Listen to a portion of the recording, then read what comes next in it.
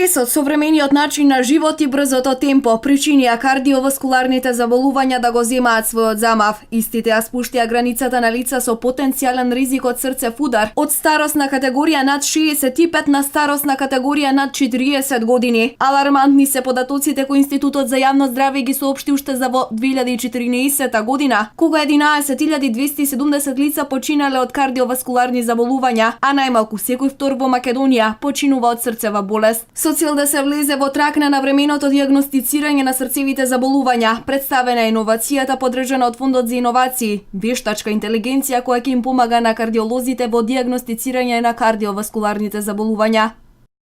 Се работи за еден систем, не знам камерата дали успева да го фати. Ова е сензорот, кој што е нослив сензор. Има батерија која што трае до 7 дена. Преку соодветни електроди се прилепува на телото, мислам не преку кошова, јасно, нели? Се прилепува на телото. Сигналот што го испраќа овој сензор се фаќа на мобилниот телефон.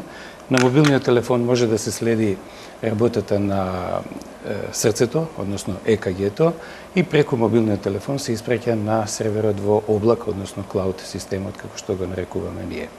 Значи, принципот на работа е со тоа што денешната технологија возможува градење на вакви сензори, а ние во проектот влеговме со создавање на софтвер кој што комплетно го снима ЕКГ-то од овој сензор, го пренесува на мобилниот телефон, овозможува да се пренесат сигналите на облак и од таму овозможува лекарот оддалечено да види што се случува со пациентот.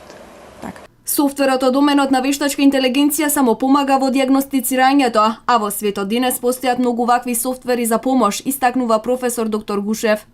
Еден типичен пример е компјутерот Watson во Америка, кој што денеска, според Сдруженијето на лекарите во Америка, е прогласен дека секоја дијагноза на рак на дојка мора да биде проследена со претходна дијагностика од овој компјутер.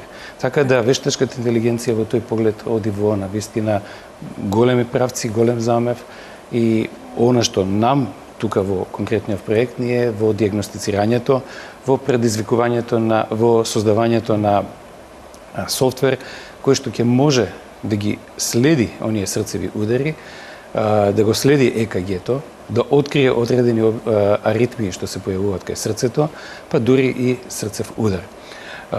Научно е докажано дека 2 часа пред настанувањето на срцев удар, според обликот на ЕКГ-то, може да се откријат одредени типови на срцеви удари, не сите, значи одредени типови, меѓутоа сметаме дека со ова, навистина, тоа ќе помогнеме во голема мерка, бидејќи големите штети што настануваат при срцев удар, а и при долгото поседување на овакви срцеви аритмии, се всушност поради ненавремениот третман.